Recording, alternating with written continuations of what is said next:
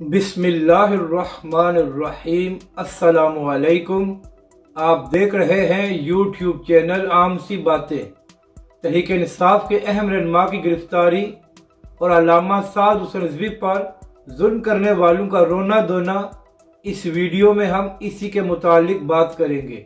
नाजरीन कराम, जब इमरान खान की हुकूमत में तहरीक लब्बैक के सरबराह अल्लामा साद हुसैन रिजवी को गिरफ्तार किया गया तो जेल में उन पर तशद्दुद हुआ। इसके बाद तहरीक लब्बैक के सरबराह को अदालत में हथकड़ियाँ लगाकर पेश किया गया। इस सब का मकसद ये था कि इमरान खान की हुकूमत ये दिखाना चाहती थी कि हम अपनी ताकत के नशे में कुछ भी कर सकते हैं। इसके बाद तहरीक लब्बैक के दीगर कायदीन को गिरफ्तार किया गया और सैयद ज़ादों को हथकड़ियाँ लगाकर अदालतों में पेश किया गया।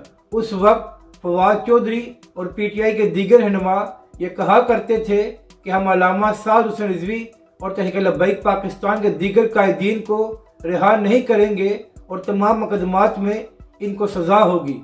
नाजरीन कराम, तहरीक लब्बैक के सरबराह और दीगर कायदीन तो रिहा हो गए हैं और उनसे पाबंदियाँ भी ख़त्म हो गई हैं, मगर आज इमरान खान साहब के chief of staff Shahbaz Gill को गिरफ्तार कर लिया गया है। इसके बाद फवाद चौधरी और पीटीआई के दीगर रहनुमा सोशल मीडिया पर ये रोना धोना कर रहे हैं कि हमारे साथ बड़ा जुल्म हो रहा है। तो फवाद चौधरी साहब, सवाल ये करना है कि जब आप तहरीक लब्बैक के रहनुमाओं को गिरफ्तार कर रहे थे और जेल में उन पर तशद्दुद किया जा रहा था तो क्या वो जुल्म नहीं था?